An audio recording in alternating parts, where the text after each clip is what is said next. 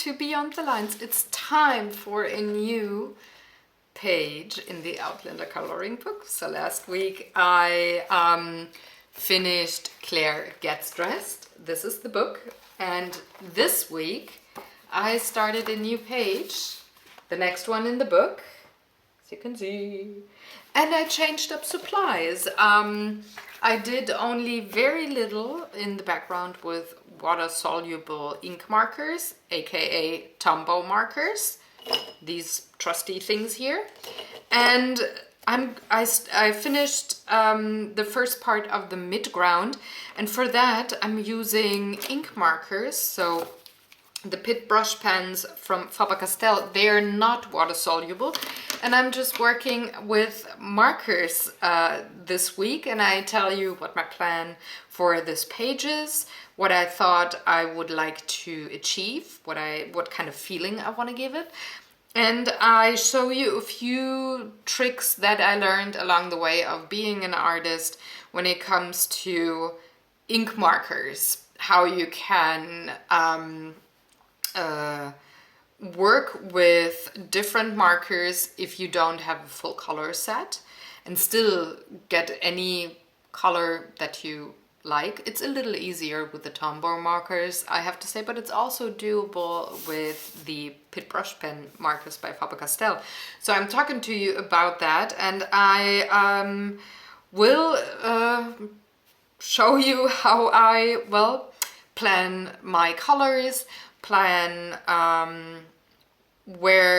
what section of the coloring page is what I consider to be the background, the midground, the foreground, and how I want to set them apart. Talking about that planning, although I only started a tiny bit on the foreground, and I'm gonna tell you which part of what you just saw is part of the foreground. So enjoy and have fun. Welcome back. So, as I just said in the opener, I want to work with markers. But first, let me read the text to you that comes with this particular page in the Outlander coloring book.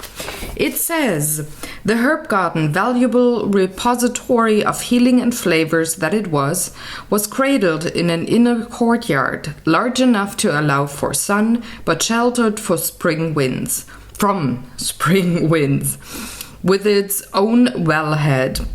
Rosemary bushes bordered the garden to the west, chamomile to the south, and a row of amaranth marked the north border, with the castle wall itself forming the eastern edge, an additional shelter from the prevailing winds." So this is the page I want to work on this week, and probably also the following week. What I thought was, let's change things up. A lot of my artwork pieces in this book have been done with watercolors or ink tents, any kind of water-soluble medium. Today I will have part of this page also done with water-soluble medium, but there's a difference. For one, I'm not going to add a whole layer of water-soluble medium to this page today. I thought I'm changing things up in the following way. So if you look at the line work that is given, Claire here and those doves do have a thicker outline than things in the back. So she, for one, is the focal point. So the illustrator already helped with thicker ink lines to, push her into the foreground. If you look at the clouds back here and the castle, this is way into the background. The inked lines are way thinner.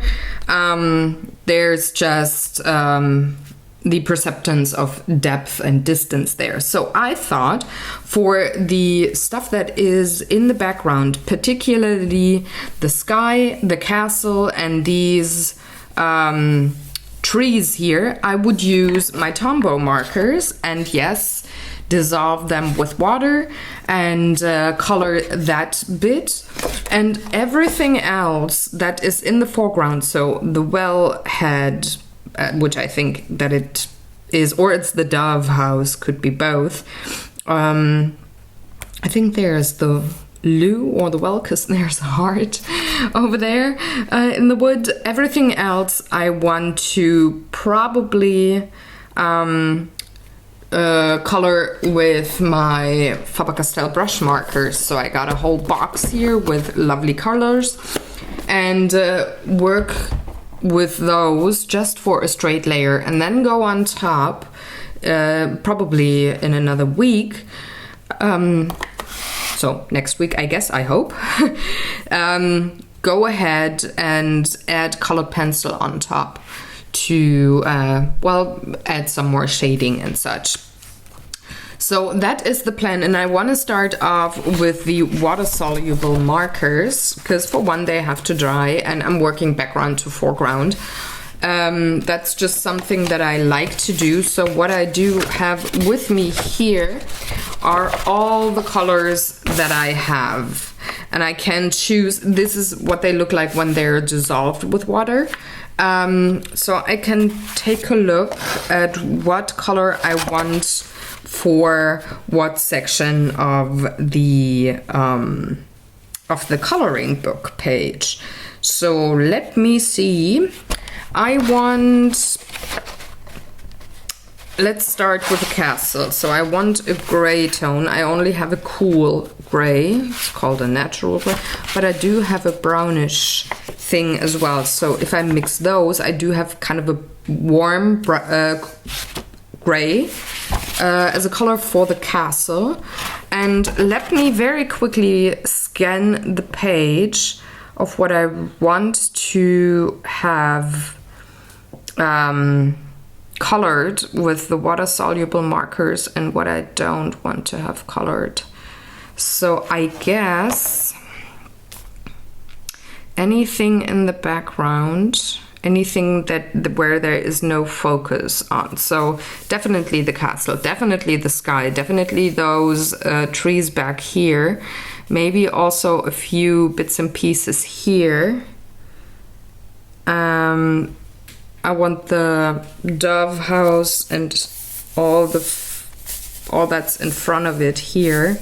I want to have that colored with the Faber-Castell markers. Same goes for the doves. So I need green shades and a little blue, a little gray, a little brown. So let's go and start with the 992. I don't have my markers sorted. Oh, I have a light green. That is not a Tombow marker, but a clean color real brush pen from Zig.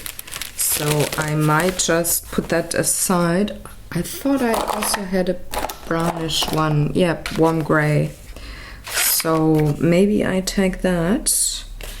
Oh, I have another marker, acid-free kiwi. Kiwi is pretty much the Zig color, so I'm not gonna take that.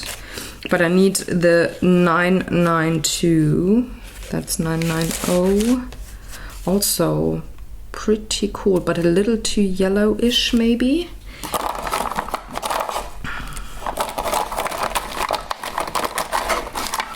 Let's see if I can find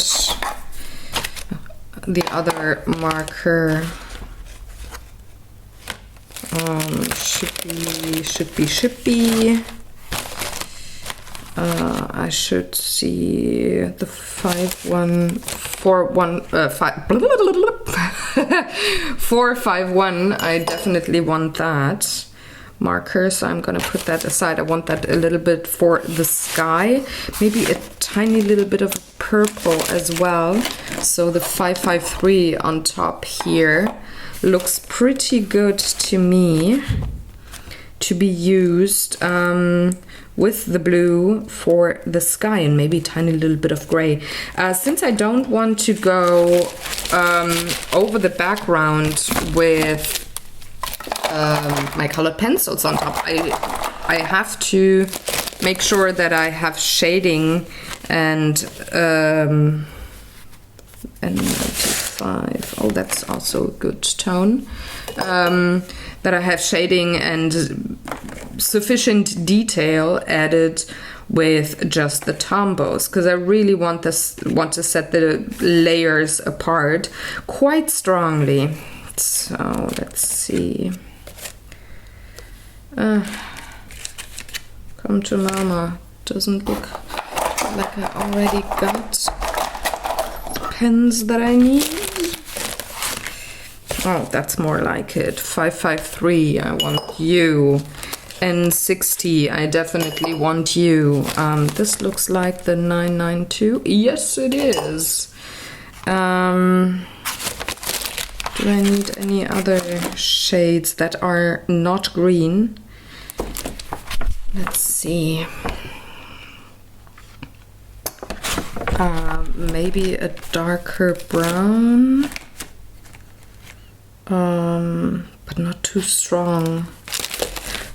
Thinking about those cornerstones here, adding a little bit of a for brown, but they're all pretty vibrant, all very strongly colored.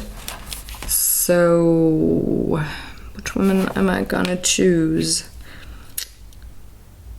I think the 897 is a little less reddish brown, so I want that. No, that's not the correct one. I'm gonna leave the greens out and see which ones I want from there, and look for my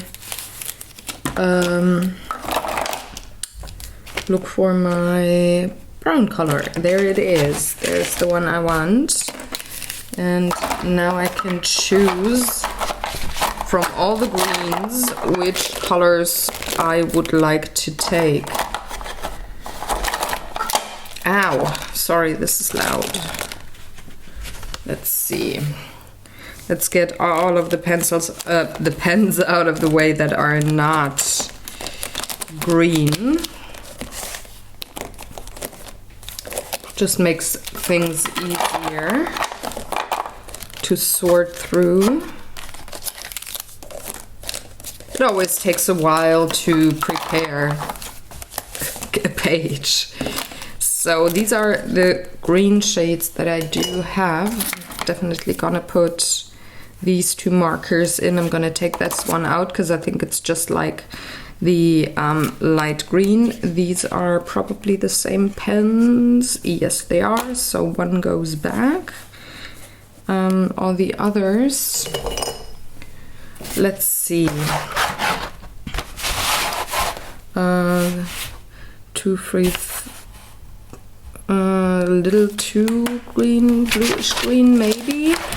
I definitely want the 3, 4, 6. I'm going to have all the numbers of the pens that I use on my blog post, just like I do pretty much every time when I publish one of these videos here. Maybe I need a dark blue to darken this even further, or I could take brown. I definitely want the 192. That's you. The 126 could be helpful as well. I don't want the apple green. That's too much for me. 250. I don't really want this color either. I don't like the mid-tone greens too much. And I think that's enough. I can mix all the remaining colors or shades of green. But let me think, do I want...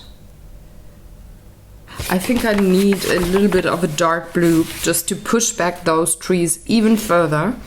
And since I have it's a kind of a cool brown, but brown might just pull it forward again. I think I have the 555 to mix in with the very dark green here, so that I can shade and darken things even more. Let me see, where do I have it? Are you? Yeah, that's the one. So I can put all the other pens to the side. I don't need them. I can clean up my desk and give myself some space to work. There we go. And as always, I do have a little piece of paper in between the pages just to protect the next page from any possible bleed through that might happen. So what I like to do is, there's two ways of coloring with or working with those Tombow markers and also the Zig markers. You could either put the ink onto the page itself and then go over it with a brush and liquefy the pigment and pull it to where you want to go. But I'm not a big fan of it because sometimes, depending on the paper, you have a little ink blob just sitting there and nothing, it's not movable. So what I like to do, I just have a little plastic palette here, and I just like to, for one, clean it quickly because I see that there are color blobs. Oh, that was the ink thing from an art day video. Can I get rid of this pigment? No, I can't. Okay, so it's dry, it won't mix with my colors. I like to start with the sky. So what I do, I'm just putting down a little marker in my, sorry, that sounds not that great, in my little palette here. A little blue and a little purple. It's hardly visible, I know, these are very light tones, but I want to have a light sky. And then I can pick it up with my water brush. Let me put it a bit to the side. Can pick it up and color the page.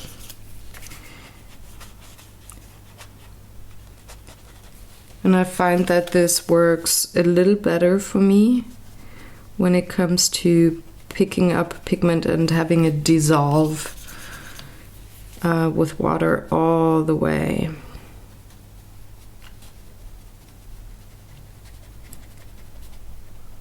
And so I'm going for a layer of the sky first. Let's see. I'm leaving out the clouds for now. I'm gonna take care of them later. Probably with the light blue.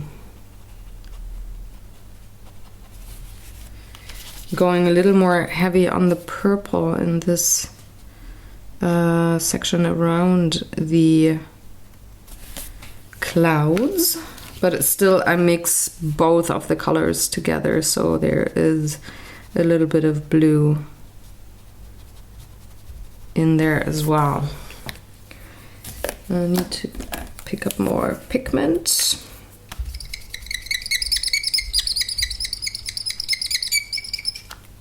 And I don't like the way the marker sounds on my plastic palette, but yeah, I kind of have to live with it, I guess.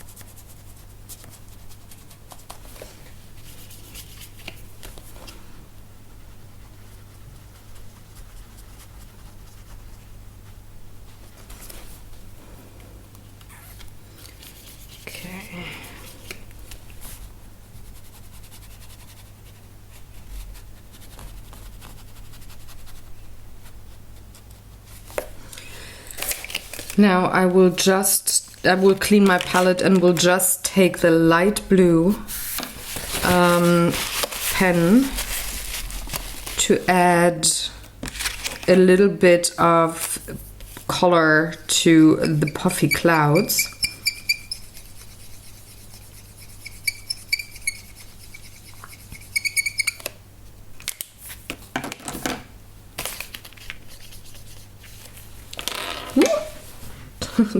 Don't throw things away, Sarah. So just a little more. That was maybe a little bit too blue. Let's pull that pigment a bit. I'm going to add a little bit of a gray to this as well.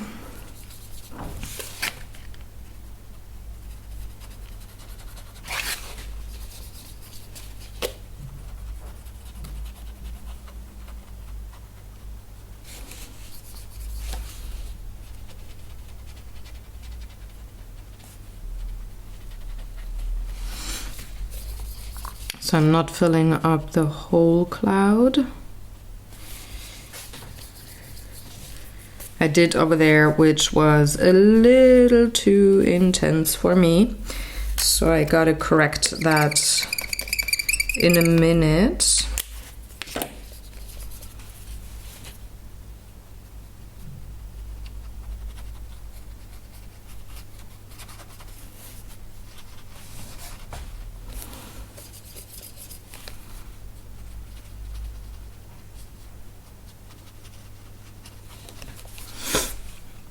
And I'm gonna take my cool gray for that. That's the N60.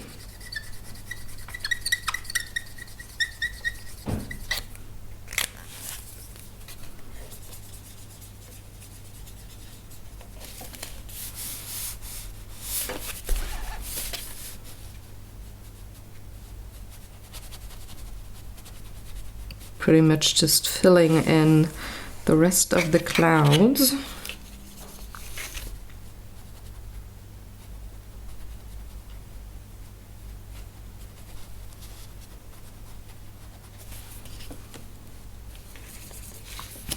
And on this one here, I'm gonna go over bits and pieces of it.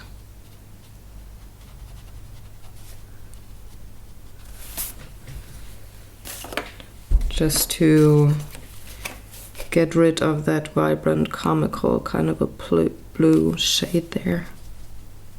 I'm gonna leave a bit, but not too much. I'm also gonna leave some white spots here on those clouds. Again, just very few, not too much. So I want to create interest, but not too much interest, because I don't want to take away from the foreground and from the focal point.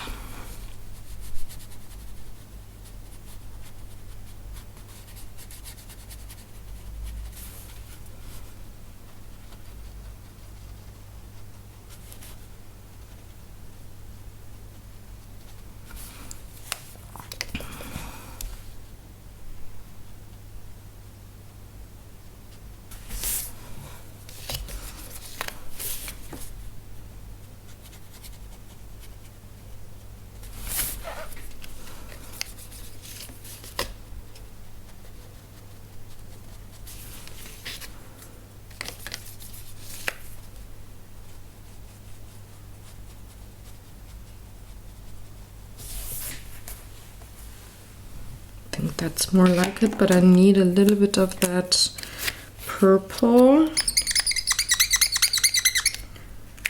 to add to this spot here, and to also get rid of a bit of the blue over here.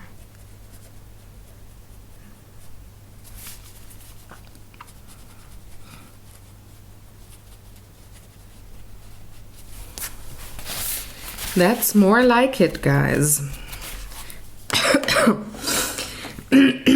now I want to move forward with, for one, cleaning my palette.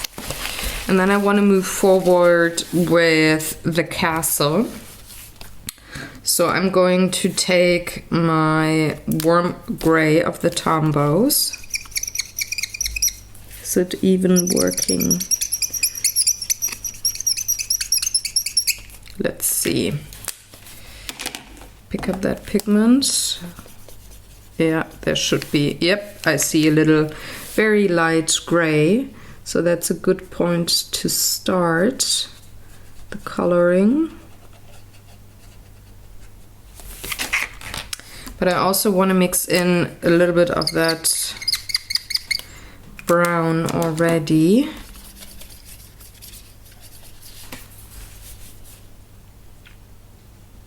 Because I want this to be a warm gray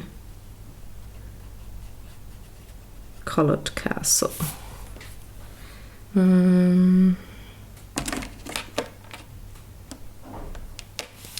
That's the warm gray.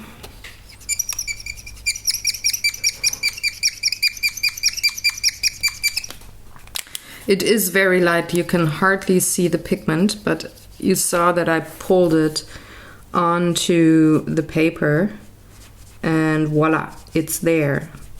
But maybe another brush. This is better for the smaller details. That's too big. What about you? Yep, you could work.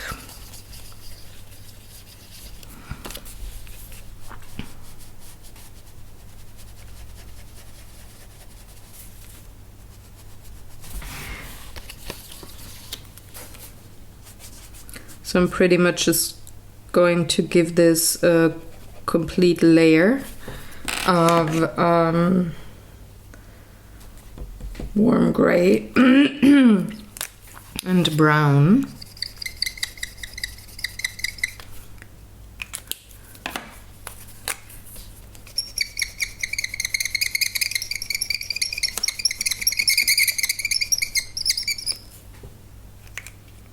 That's one thing I find quite irritating when I put pigment down on my palette and I can't see it. But I just have to trust that it is there.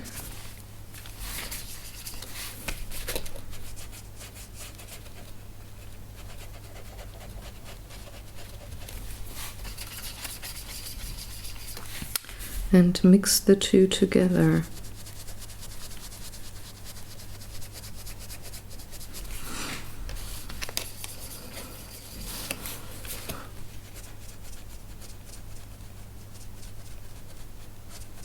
I'm going over those windows for now. I will add a little dark brown or maybe black or something later. But for now I just want the castle to be colored. By mixing those markers, or the pigment of the markers I should say, you can, well, you're not really limited with the shades you get.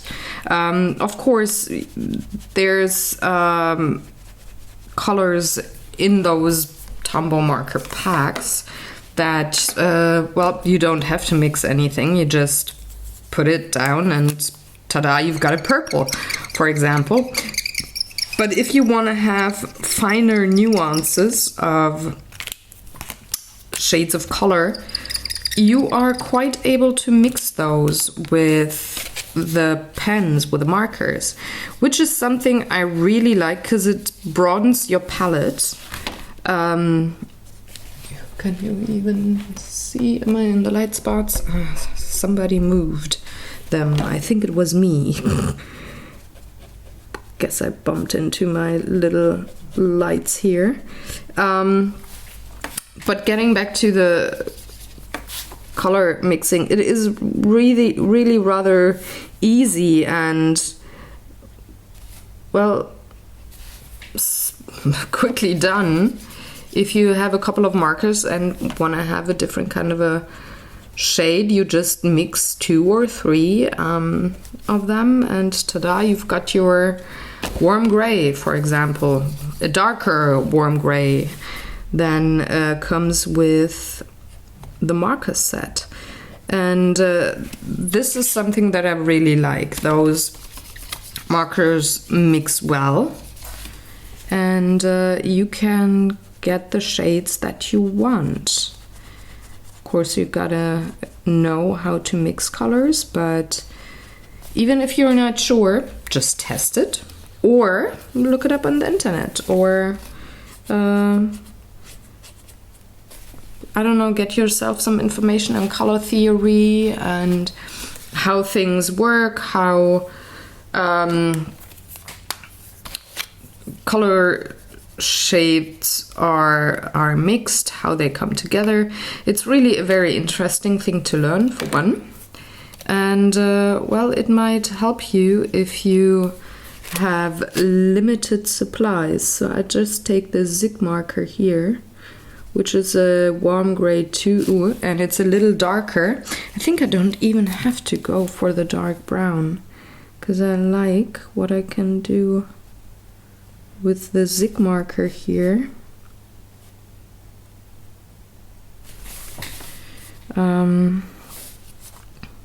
Adding just a little bit of a detail to the bricks of the castle. I'm really not being very precise because, well, it is in the background. You're not supposed to see very clean lines of things that are in the background unless they are massive, which I think they aren't in this case. But I might want to switch over to my smaller brush again.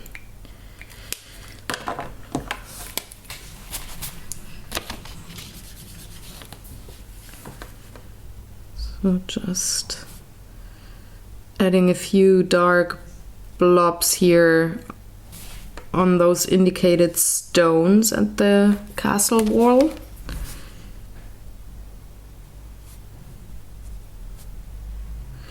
I'm gonna shade the castle in a hot minute.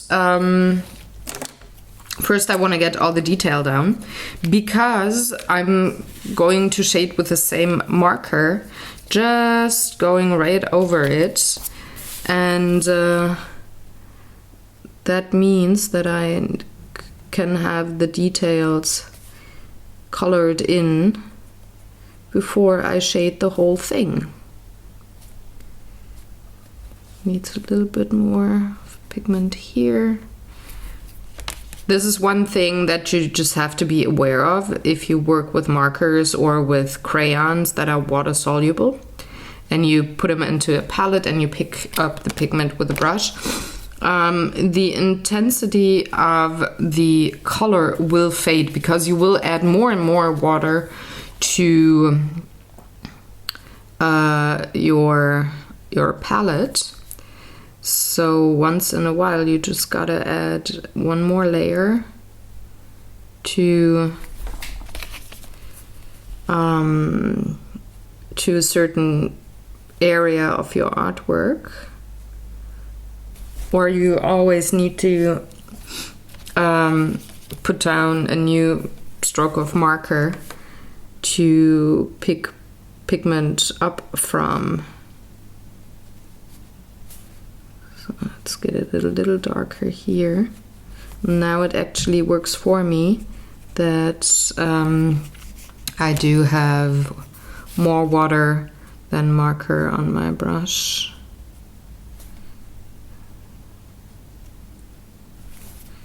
So there's... I'm careful, I'm trying not to pick up too much pigment. Just want a little bit of a shading going on. And once this is dry, it's gonna look a tiny little different, I guess.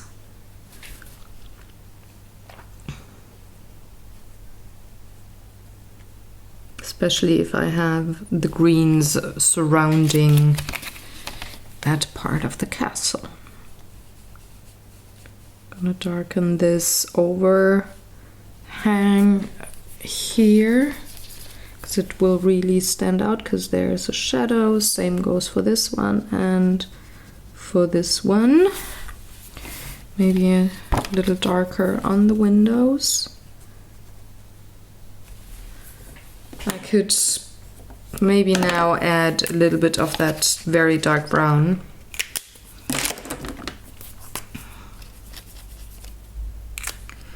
Just for the shadows in the window. Windows, it's plural.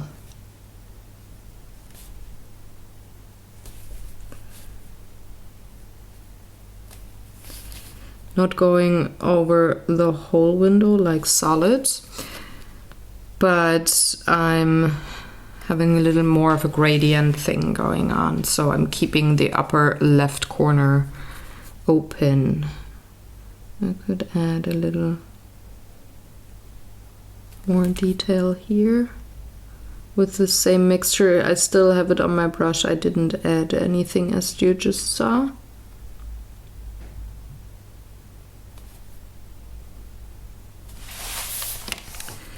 Just to, well, have a little bit of interest going on in the background. So when you have your eyes wander over the final page, you will probably look into in kind of a circle. So you start with her, she's the focal point, and then you move across the page. So and come back to her. So when you look at this section of the coloring page, there should be something interesting there for you to see, or for anybody looking at this coloring page.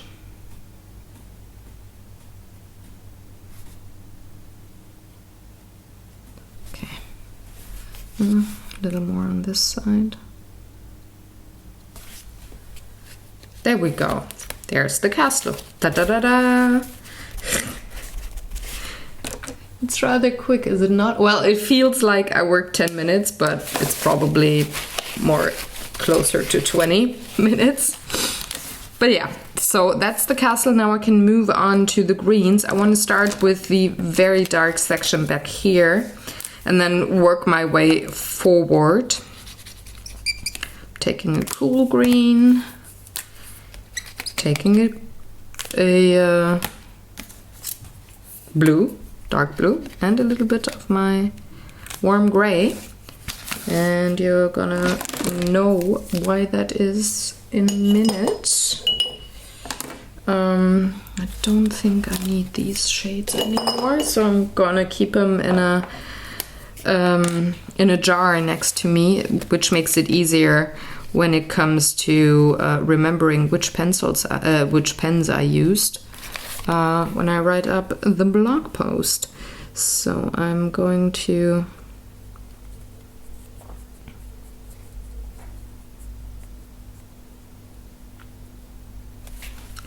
color a bit of that tree over here. I'm going to use the same color combo, but a little more on the blue end up here in front.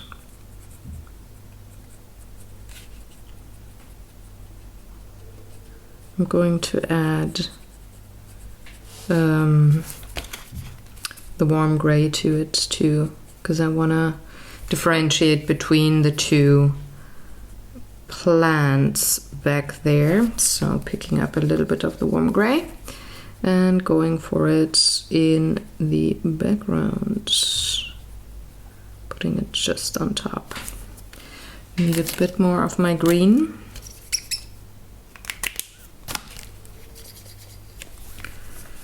So I need a little more of a vibrant shade here.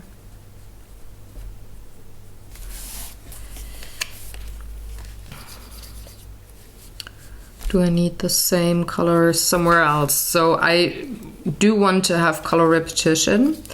So I'm going for the green here as well.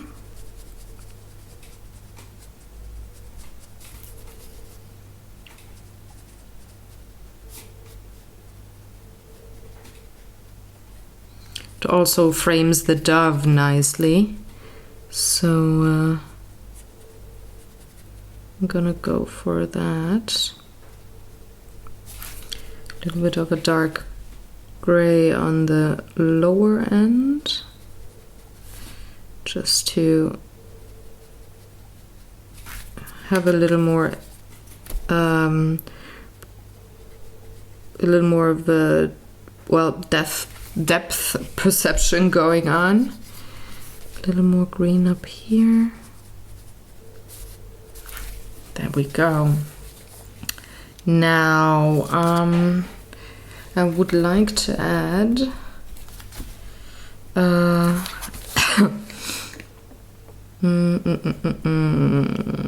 let's see.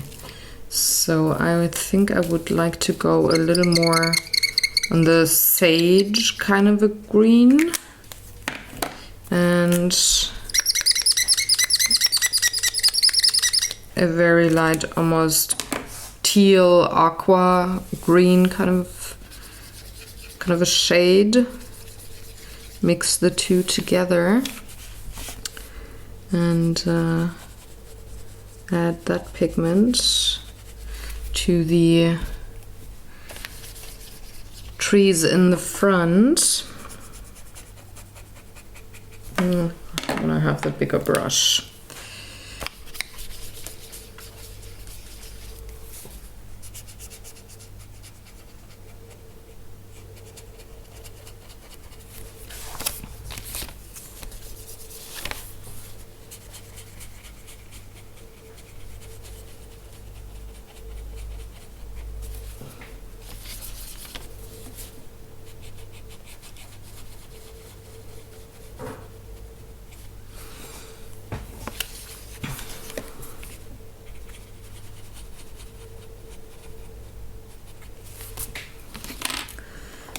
Same color combo for another of those trees, but I will add a little of that blue-green here.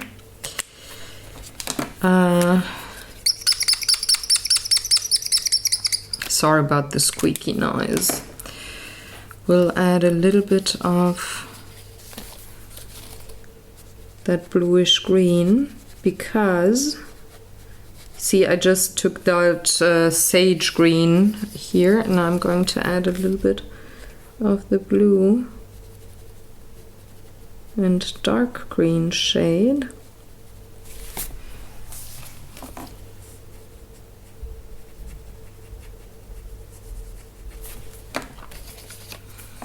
Can add that to my bluish tree as well.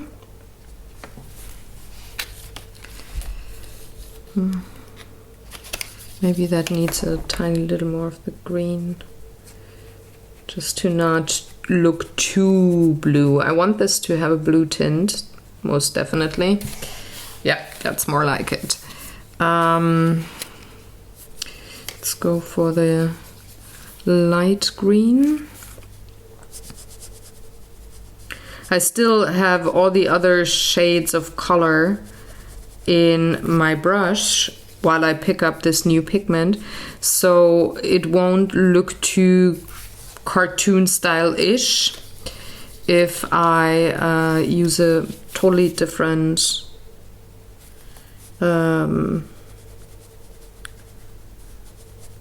green here. Now I want a little more of the blue for this round tree in front.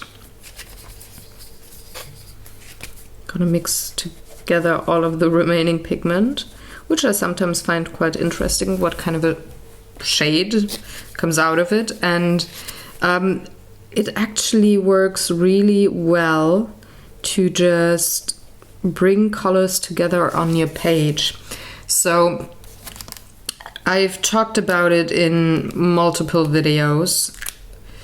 Color repetition is very pleasing to the eye. So even by just mixing the same colors together, that you used standalone in other parts of your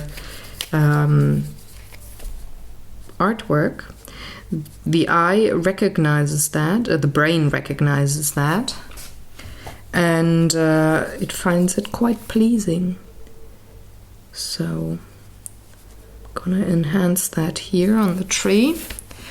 And I'm going to do the same thing for the tree here in front, because I didn't shade that yet. So I'm taking the sage green only and a warm gray, mix those together, and shade my tree here.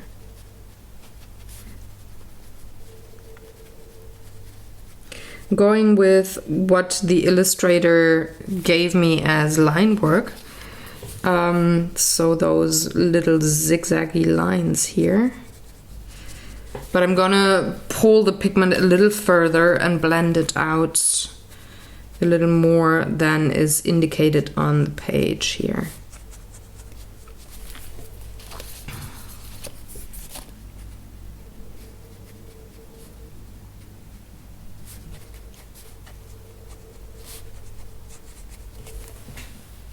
There we go.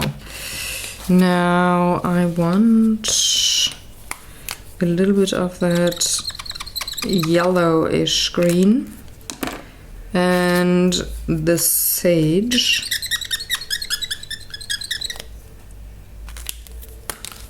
Mix the two together. So I'm dulling down the yellowish green a bit and bring that in for this tree, and that beautiful one over here.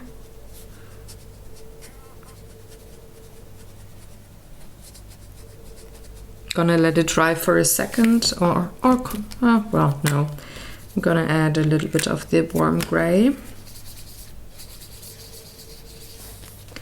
And again, shading. Just adding a little bit of interest and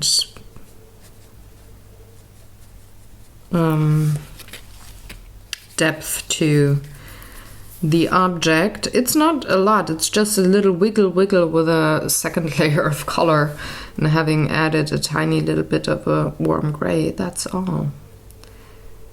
Again, I want to stay quite fuzzy because this is the background. Now, the final two things, I want to have those trees here. Oh, I see. Hold it. There is sky, or is it? I'm gonna take care of that in a moment. I'm just gonna add this row of plants back there and get that all together. Let's see. So gotta go around the curls, because there's the tree. And then I need more pigment.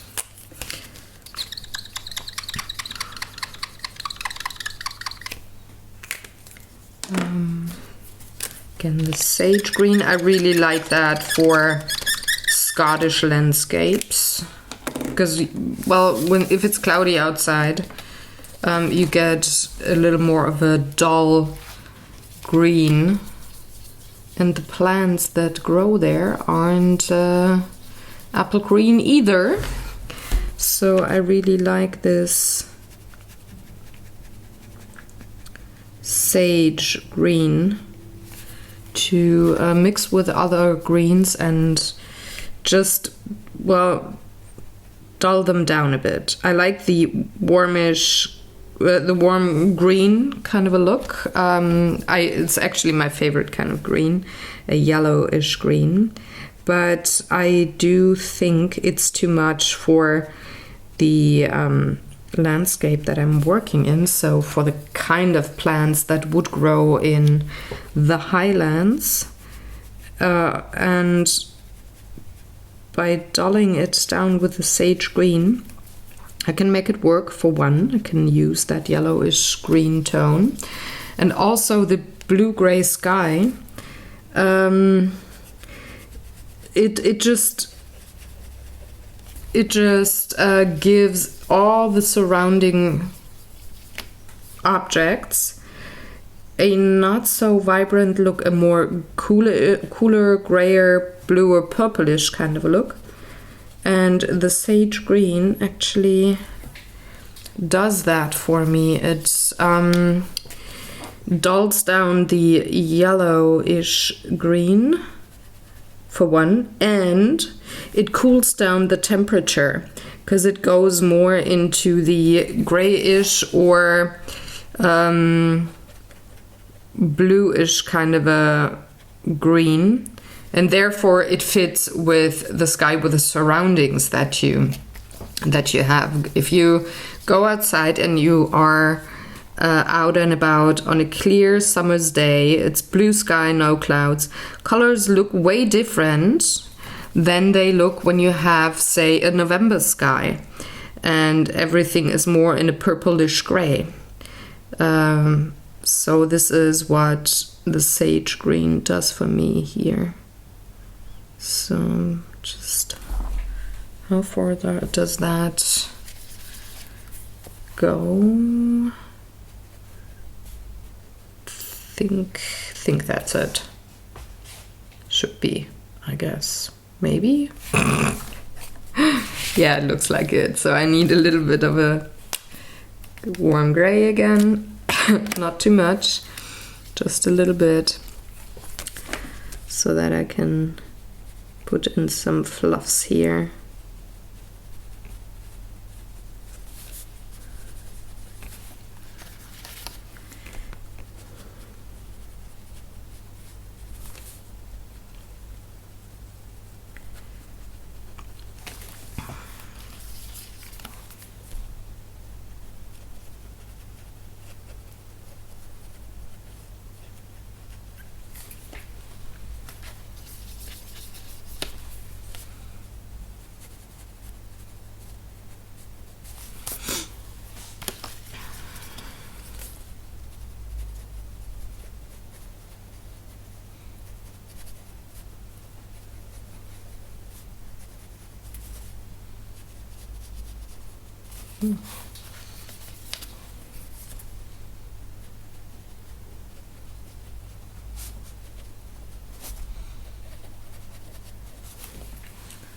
Okay, that's more like it, I think. Now I really have to look. So there's the dove house. I don't see where it ends here. Question is this all shrubbery or is there sky? Since I don't know, I'm just gonna make it all shrubbery.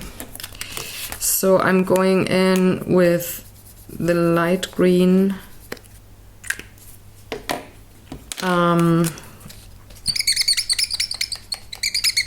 marker, zig marker, and the purple. Going to mix those together for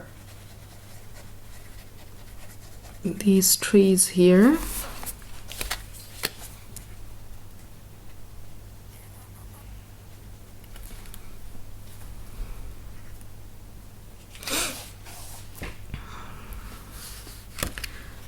For this tree, it's just one singular. And then I'm going to take the trusted sage green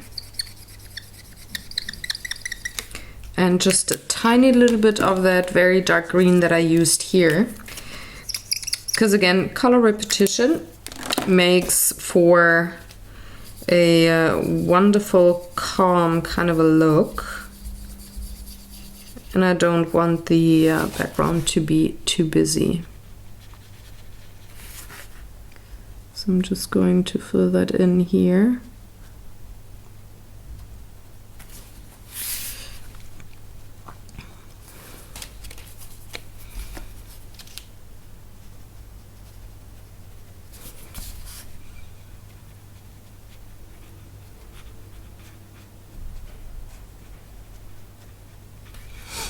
I'm gonna go over it with the light green again in a minute. But first, to bring in the dark green.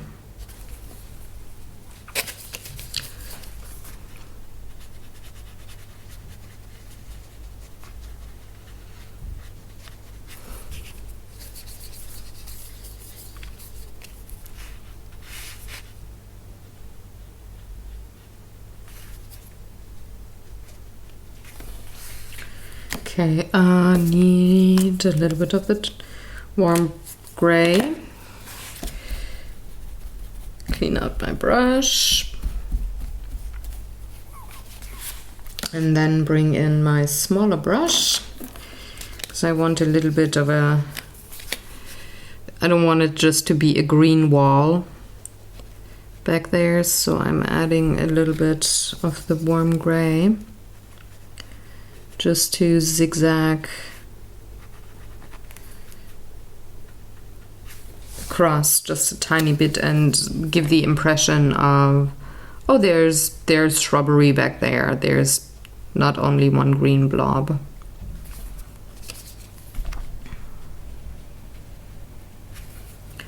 And then I wanted my light green.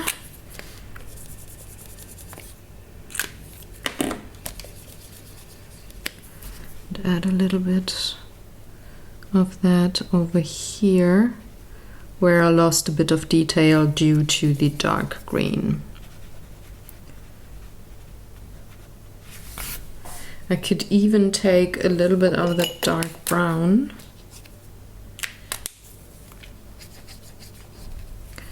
to color in the twigs and branches. That's maybe not a bad idea. Let's add a little bit of the dark brown also around the shrubbery here. Okay. Let's see. That looks like a background, don't you think? So the good thing about Tombow markers is that I can use them with water, or I can use them like any other marker. So I'm going to move forward now to my Faber-Castell brush pens. And if I need a shade of green that I don't have in the Faber-Castells, but I happen to have them in the Tombows, I can just use my Tombow markers without any water and excuse me, get the same look, the same feel of well, mixed media. So I need my markers. Let's see. I've used those in forever.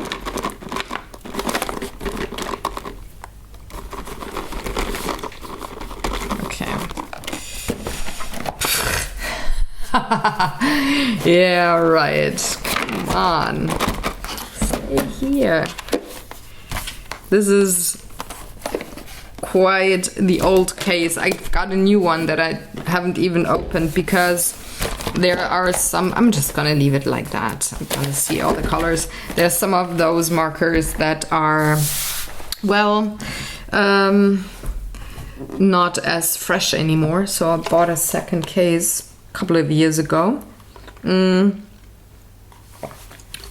to, well, work or to have all the shades available. Now, where do I want to start? I think I want to start by letting this dry for a second. I'm gonna be back in a magic editing minute, and I'm gonna think about where I want to start and what kind of color shades I want to use, and then I'm gonna tell you once I'm back. All right. So I thought for a minute This is dried a little bit, not too much. I think I want to start with the doves. I'm going to take a very light indigo and a cool light gray to color them. And they do have a darker gray beak, so I need a darker shade. I don't want to go too dark because again, this the doves are foreground, so they will get a little bit of colored pencil on top probably.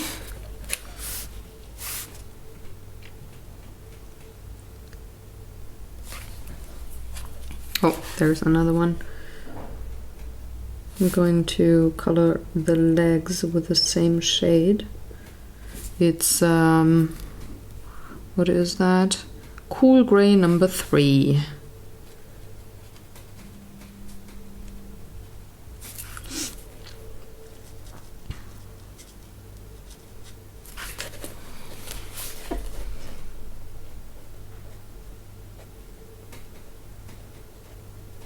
This is just the step that will take quite long, because it is the part where you can't work too fast.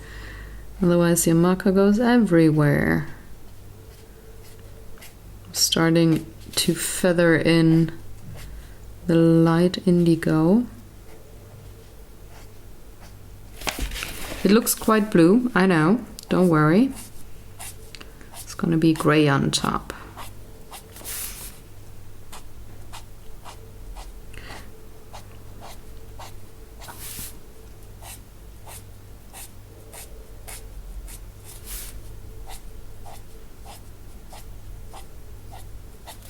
I'm just going with the direction of the feathers, starting at the base and feathering in the light indigo here.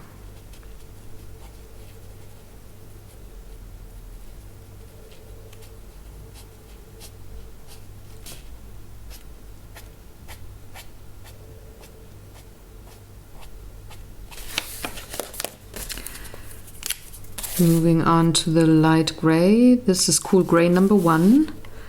Just going over a few bits and pieces.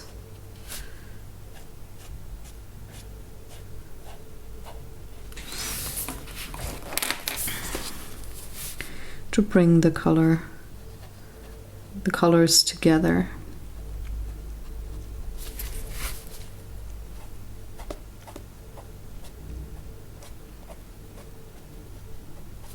To make sure that my paper doesn't peel, so gotta be a little careful.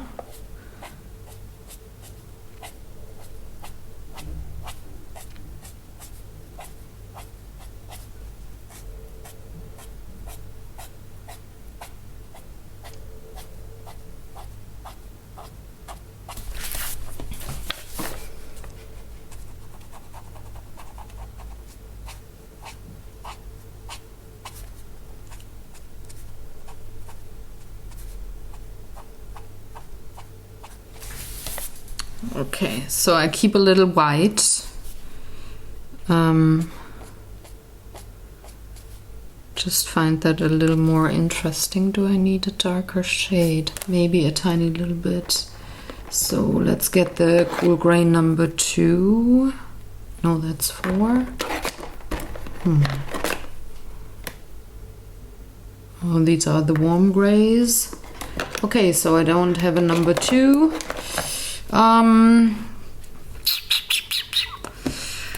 Let's be very careful with cool gray number 3. Just add a bit down here. And up here. And the rest I'm going to do with colored pencils. On to the next dove. Maybe for that part I should zoom in a bit. Oh. Sarah in post-production, think about zooming in at that part. Yeah, I have to watch back my videos, so when editing, I hear myself giving advice on what I think I should do in certain parts of the video. Another thing that I always say, and I'm going to say it again now, move your coloring page or your artwork piece around to the point that it is comfortable for your hand to work with. It's really not that great if you have cramping going on in your hand, just to keep the page straight.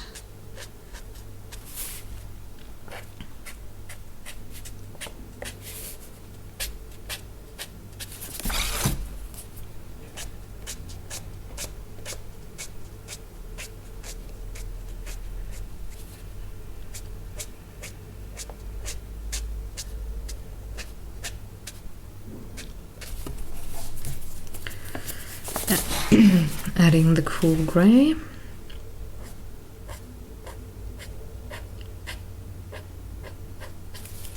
This is one of the pencils that the pens, why do I always say pencils? One of the pens that I need to replace soon from the other box. Oh, why not do that now? Because this is quite the dry marker. So let's open up the second box. Cool gray number 2 must be back here. Is it cool gray number 1? Yeah, that's the one. Oh, that was my blow dryer. Hold on.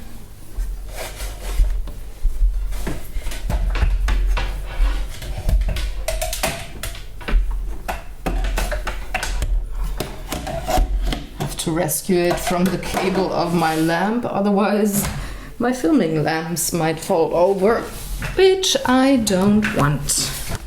So here we go, new marker. The other one goes into the trash. Bye bye marker, you've done great.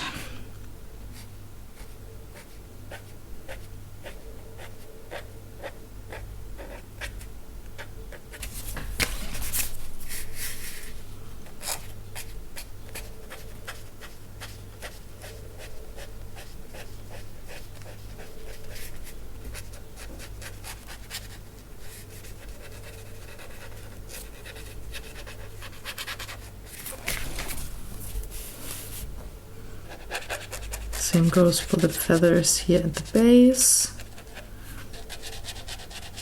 And also the dove's belly.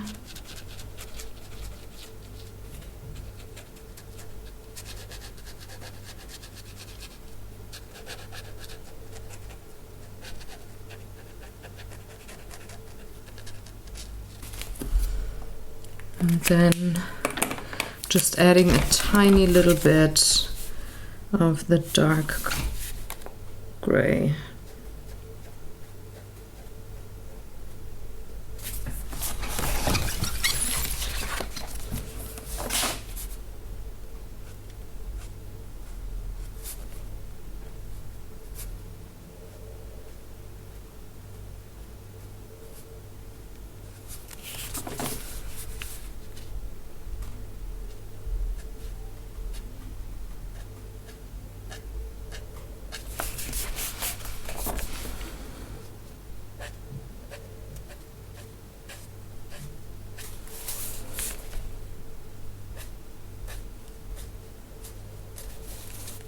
So not all doves are colored exactly the same, so I can have some of them be a little darker, some of them be a little lighter.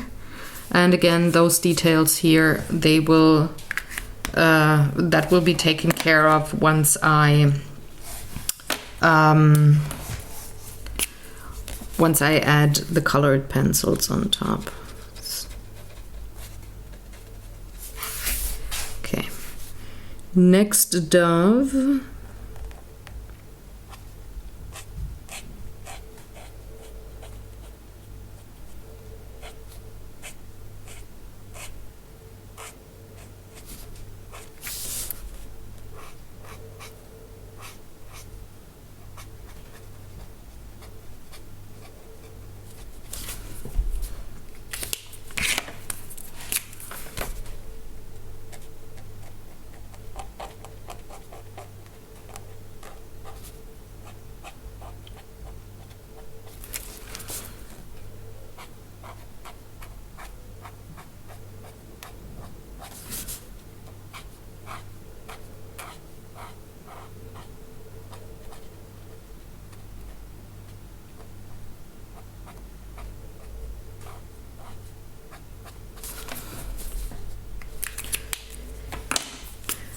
And just a tiny little bit of gray marker down, dark gray marker down here underneath the wing and over there.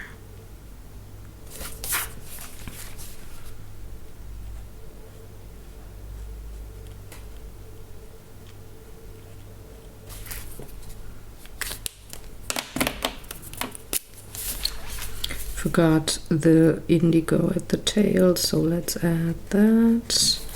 There we go. Next dove, done. It's rather fast, I think. So let's add the vlogging camera for the teaser.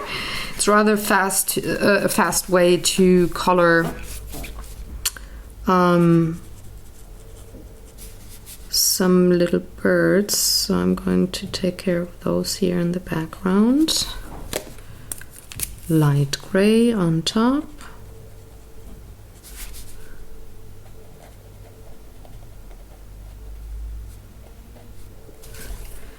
And just a tiny bit of dark gray. The bottom here. And also on the lower part here. A few little squiggles and you got dove colored. It's as simple as that. Let's go with the final dove of the bigger ones.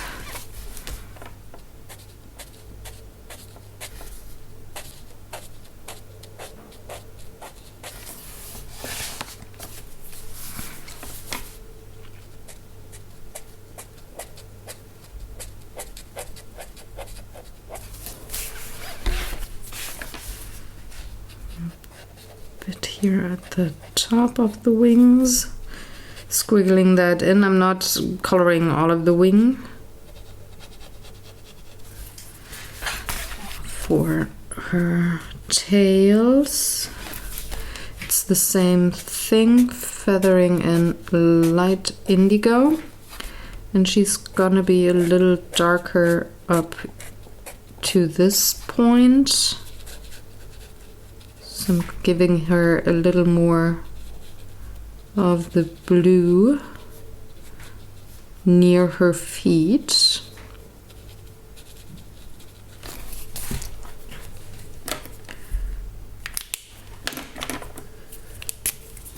Again, going on top with the light gray.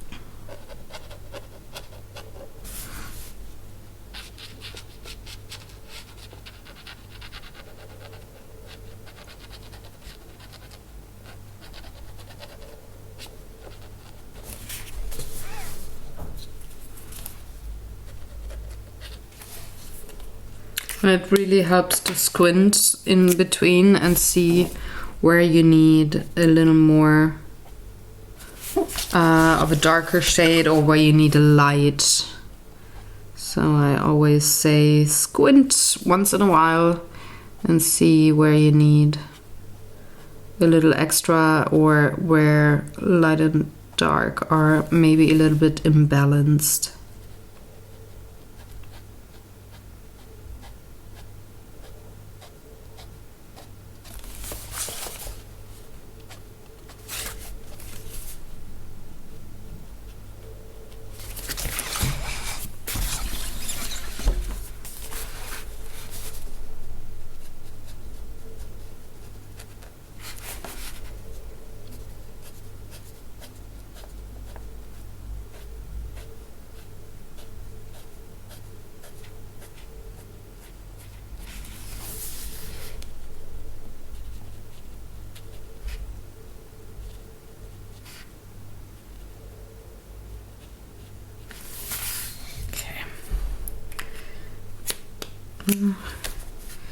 Need a little more here.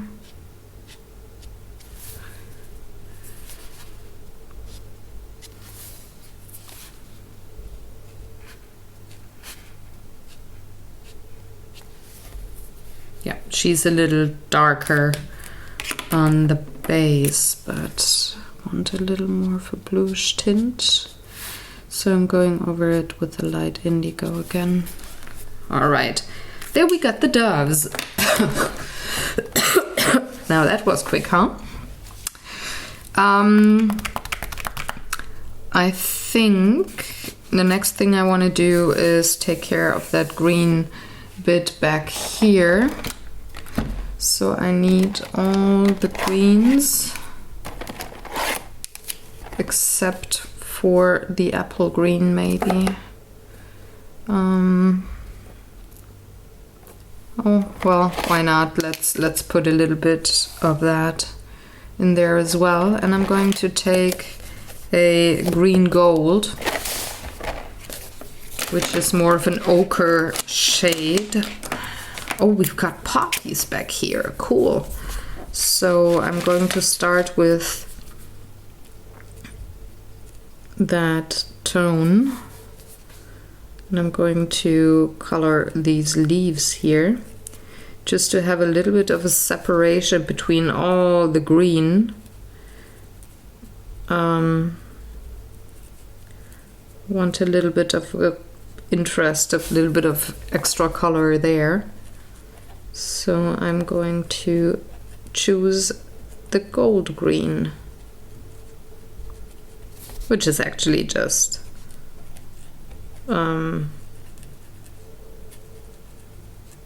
a yellow ochre tone.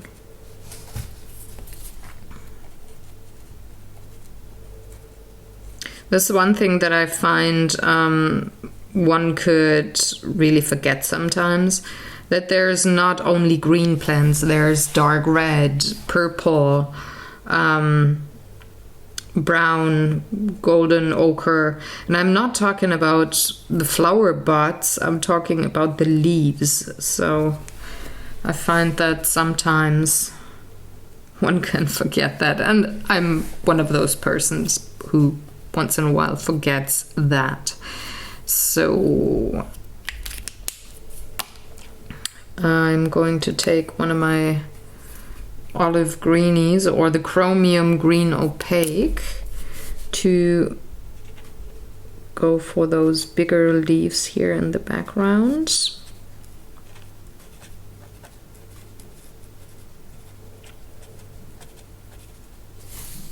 I need a darker brown to color in the branches, which I'm gonna do right away, otherwise I'll forget.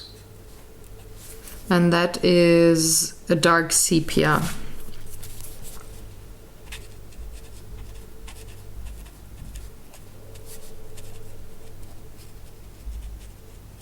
So I'm squiggling in a little bit of that green opaque, green chromium green opaque. Oh gosh, talking guys. It's not always that easy to... I'm using that green to color in those bigger leaves here. Then I'm going in with my brown to add a few more of the twigs and branches and such, the ones that you can see. A little more of the green here, here, here, and over here.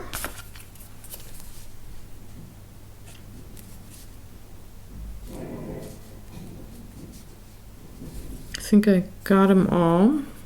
Oh, no, didn't. It's one up there. And I'm going to squiggle in a little more of the dark green.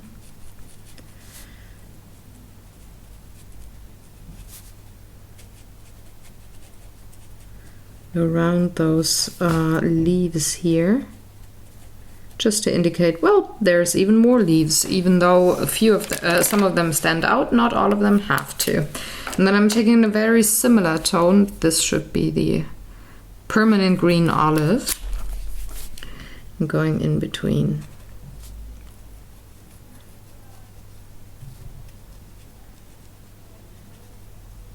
Just getting rid of the white.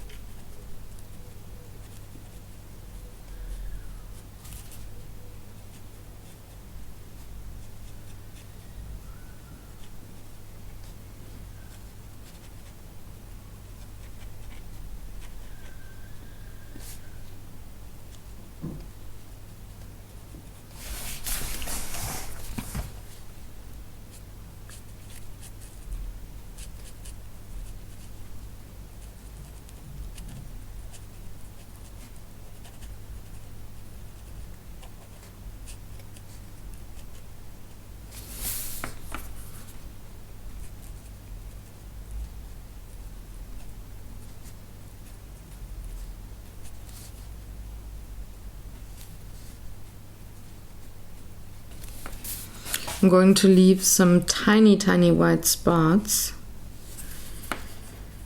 Adding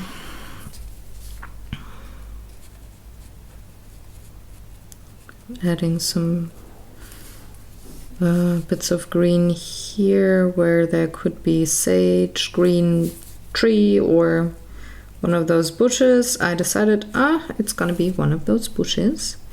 But I'm leaving a few tiny white spots that I will take care of with color pencil, or not at all, if I want a little bit of the white peeking through.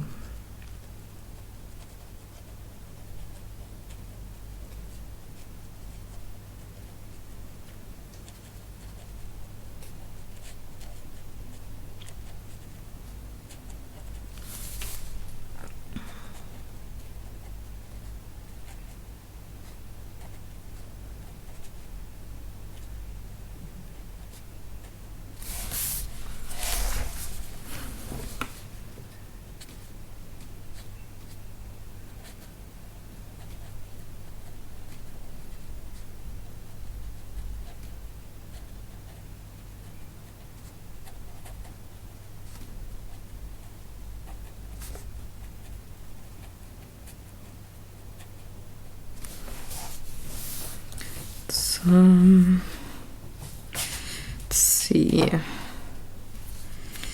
I'm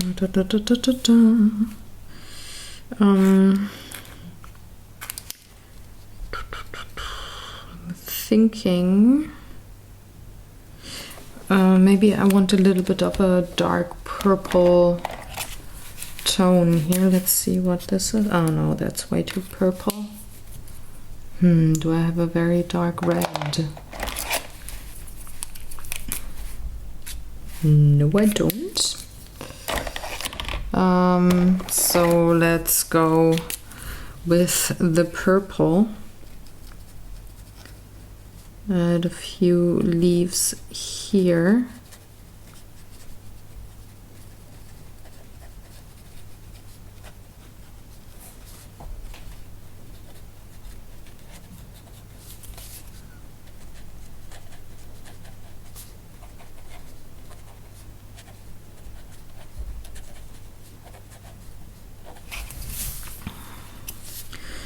because I want to break up that dark greenish green, medium green, light green kind of a pattern here. Otherwise it could look like a big block of green, and I don't want that. I want this to look, well, like a herb garden, a little natural looking, sweet, great, awesome herb garden. So I'm adding a purple bush back here.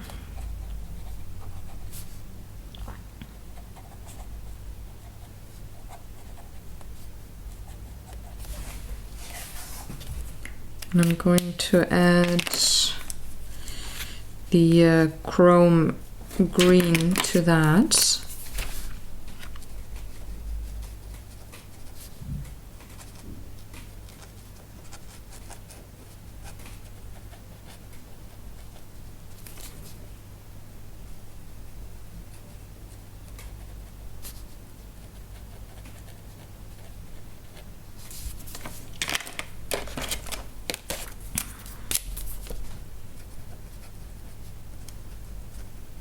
And letting the purple and the green overlap here and there. It makes for a, well, natural shading color, which I like, because it means no extra work.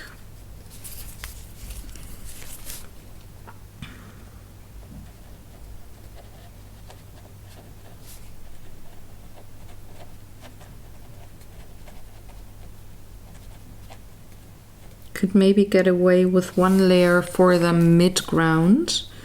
I'd have to check that. I will proceed as following when it comes to the foreground and the focal point.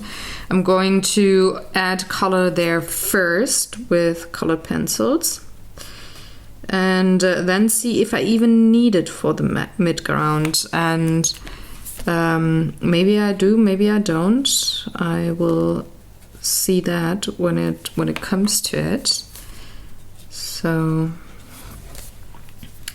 I'm gonna leave it to that point to make the decision then.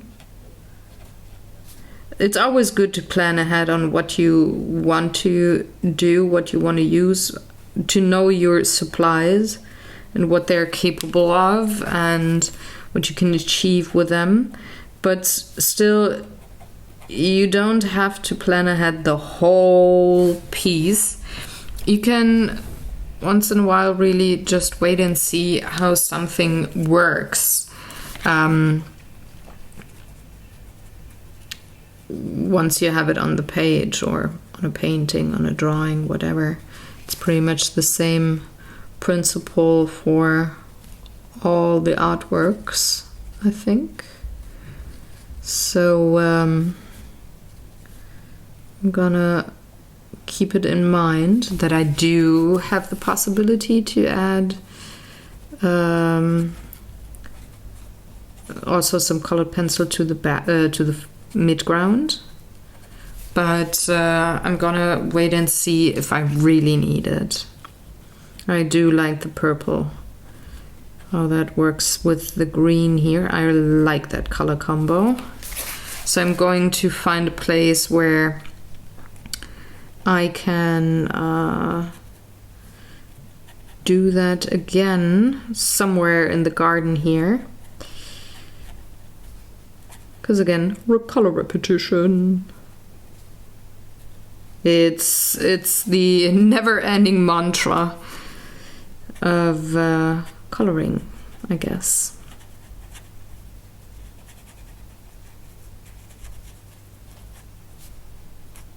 And I like that purple better with 2 layers instead of just one. It's just too light for me down here. I do like the darker purple way better.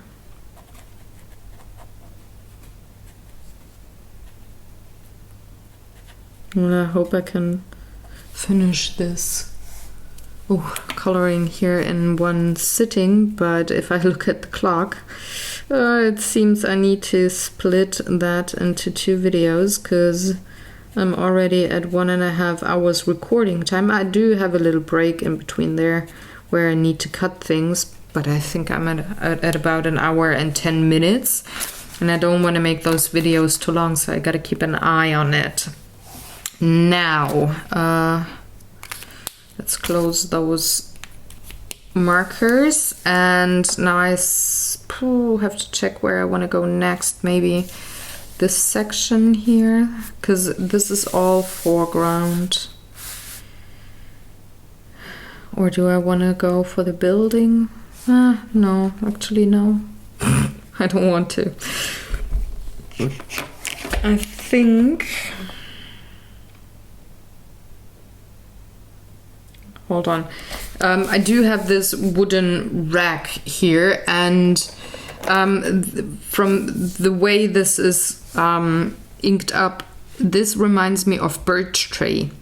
So I'm just going to add some warm gray to those squiggly lines here and make this a birch tree. Going to add a little bit of a Payne's gray maybe in a minute, which is a very cool gray and very dark. But I think it would look nice to have a little white there, or a little bit of a lighter tone, not white necessarily, but the dark purple makes this corner quite dark, and I don't want this to look too flat. So I think the birch tree idea is really rather not a bad idea. So I'm just adding a little bit of that warm gray for the markings on the wood.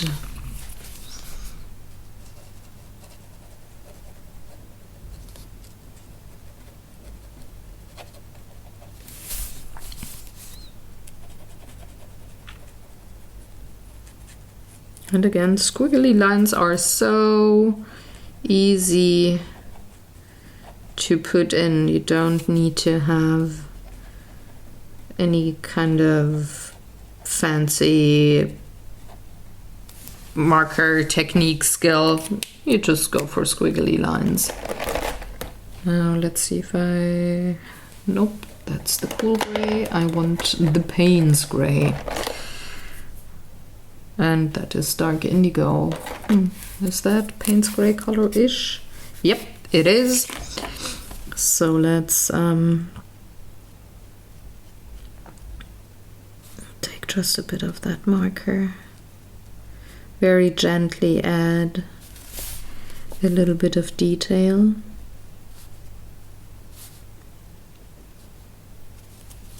Not everywhere though.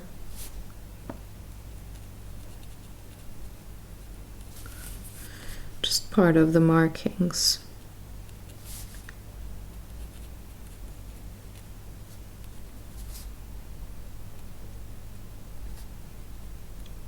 So I want some of the warm gray to peek through.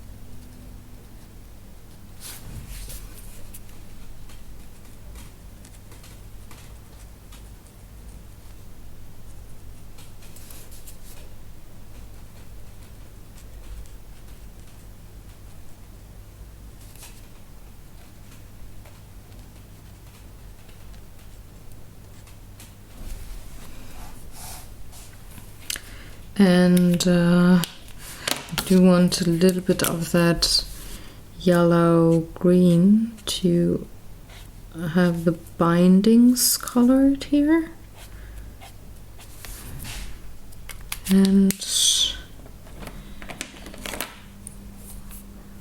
Maybe a bit of the dark brown on top, not to have it look too golden.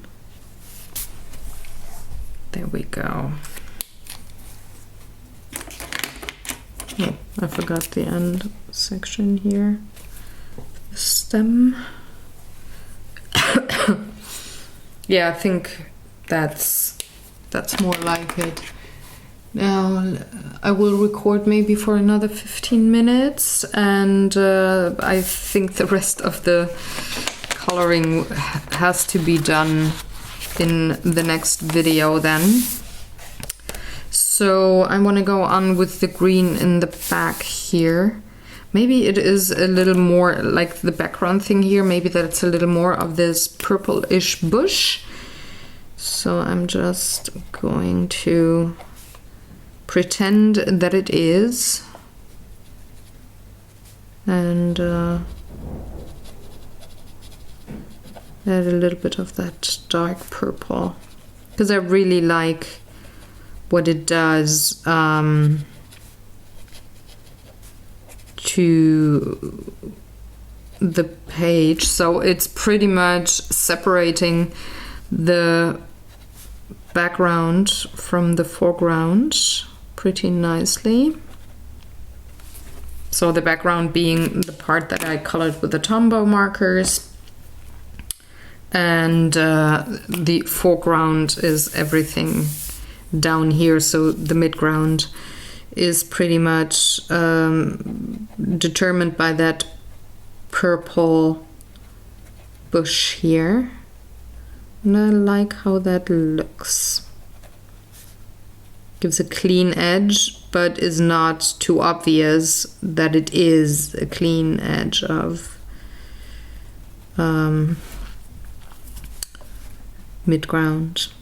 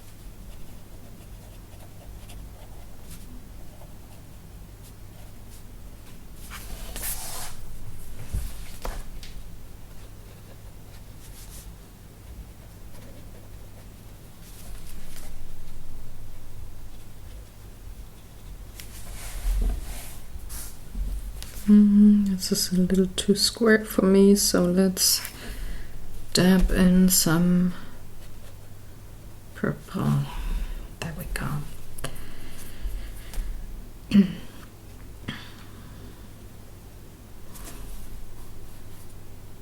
Okay, as the last thing today that I want to do is color the same purple green on this bush over here, because again it separates the foreground from the background nicely, and I think that is a nice way of color repetition without it being too much. So I'm just gonna squiggle in. Oh, I see I do have brown twigs, so I don't want to cover them up with purple, so I'm gonna bring that in first, just to, well, not get lost in the page and remind myself that, okay, there's other colors too. There's a little bit of brown, for example, so I need to be careful with, I think that is sage or lavender maybe. So I gotta be careful not to cover those tiny little flowers up here, because they do not belong to the background but the foreground.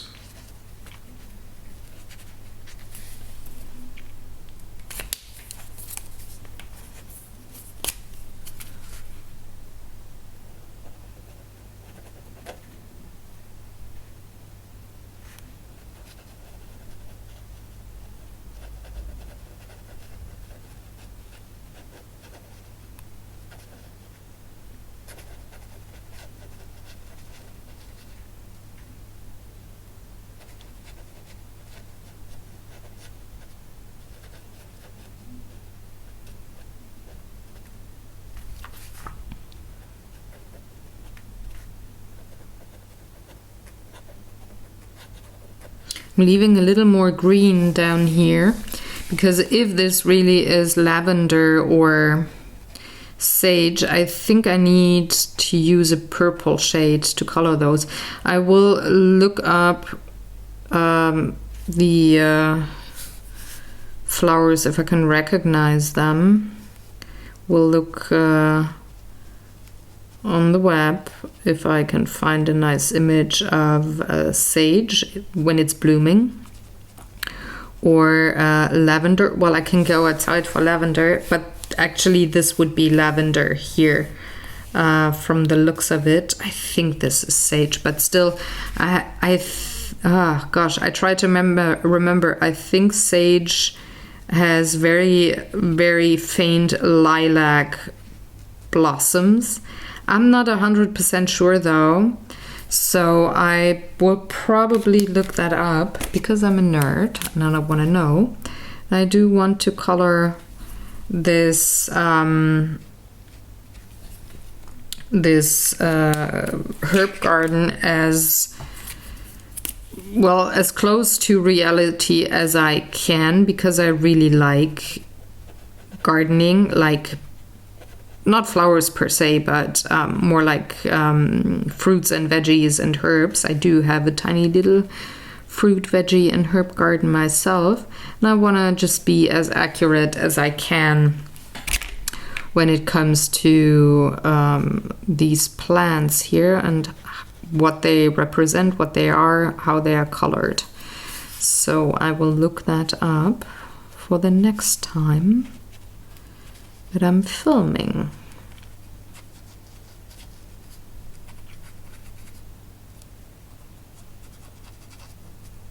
Okay, so that would be it for today.